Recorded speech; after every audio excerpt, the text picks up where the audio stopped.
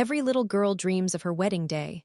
The dress, the flowers, the moment her father walks her down the aisle. I dreamed of it too for 28 years. And when the day finally came, my father was there. He held my arm. He smiled for the photographer. He walked me past rows of smiling guests. And then, halfway down that aisle, with 100 people watching, with my future husband waiting at the altar, he leaned in close. His lips brushed my ear, and he whispered, "You're not mine." You never were. I didn't stop walking. I didn't scream. I didn't faint. I just kept moving. Because in that moment I realized something. He had just given me the greatest gift of my life, the truth, and I was about to give him something in return. My name is Julia, and this is the story of how my father destroyed me at my own wedding. And how I rebuilt myself without him. My father, Richard, was never warm. He wasn't cruel exactly. He was just absent, present in the room but somewhere else entirely. I spent my childhood trying to earn his attention. Good grades, sports trophies, perfect behavior, nothing worked. He'd pat my head and say, "Good job, kid," and then disappear into his study.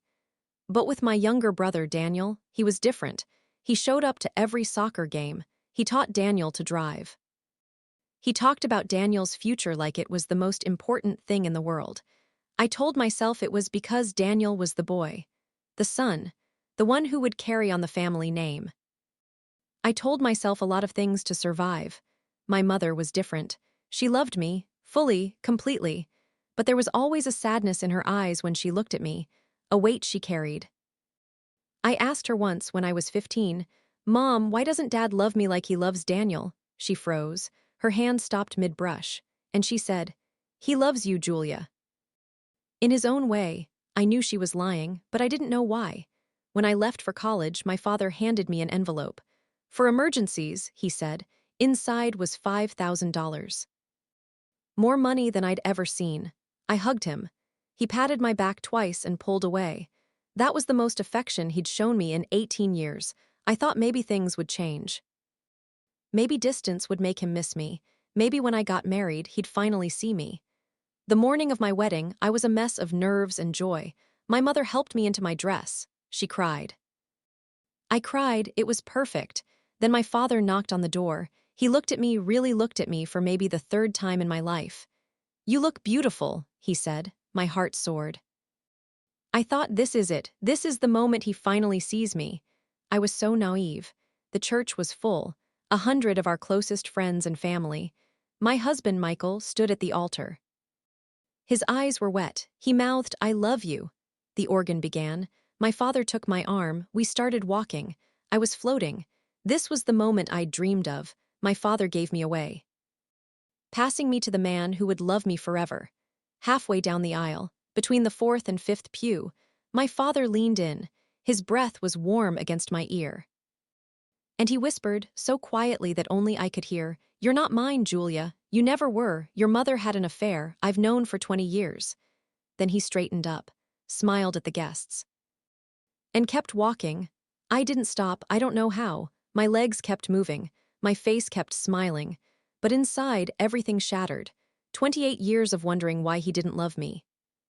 28 years of thinking I was the problem. And now I knew. He didn't love me because he didn't think I was his. And he chose my wedding day, the most important day of my life, to tell me. I reached Michael. He took my hands. He saw my eyes. "What's wrong?" he whispered. I just shook my head. "Later." "I'll tell you later." The ceremony continued. I said my vows. I meant every word. But my father's words echoed in my skull. "You're not mine." When the priest asked who gave this woman, my father said, "Her mother and I do," in a clear, proud voice. The liar. Tea reception was a blur. I danced with Michael. I smiled for photos. I accepted congratulations. But my eyes kept finding my father. He was laughing with his golf friends and drinking champagne, as if he hadn't just detonated a bomb in my chest. As if he hadn't waited 28 years to destroy me. I found my mother near the restrooms. She took one look at my face and knew. "He told you," she whispered. Not a question, I nodded. "On the aisle, Mom. He told me on the aisle." She broke down, right there in the hallway of my wedding venue. And she told me everything. the affair, the man, his name. The fact that my biological father had wanted to be in my life, had begged to meet me, and my mother and Richard had decided together to never tell me, to pretend. To let me grow up feeling unloved by the only father I knew. I told Michael everything that night. He held me while I cried. And then he said the words that changed everything. Julia, you have a choice. You can let this destroy you, or you can let it free you. That man who raised you, he's not your father. He's just the man who paid for your braces. Your real father, the one who wanted to know you, is out there. What do you want to do? It took me 3 months. 3 months to find him. My biological father. His name was Samuel. He lived 3 hours away. He had a small house, a garden, a dog, no other children. He had never married. My mother told me later that he'd never stopped hoping I would find him. I knocked on his door on a Thursday afternoon. He opened it, looked at my face, and he knew, immediately. Julia, he whispered. I nodded. He fell to his knees, right there on his doorstep. I've waited 28 years for this, he said. I never stopped hoping. I helped him up. And for the first time in my life, I hugged my real father. Amul told me everything. He had wanted me. He had fought for me. But my mother was married, scared, and Richard had threatened to take everything if she left, so she stayed, and Samuel was shut out.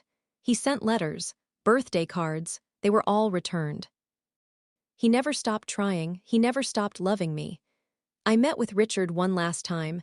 I didn't scream, I didn't cry, I just slid an envelope across the table.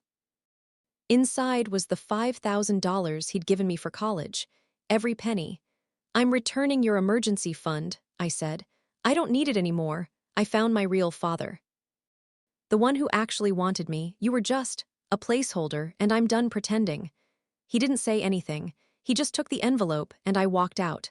Today, Samuel is part of my life. My real father. He walks me through the hard days. He celebrates my victories. He loves my children, his grandchildren, with a fierceness that takes my breath away. Richard. I hear he's still playing golf, still pretending, but I don't think about him much anymore.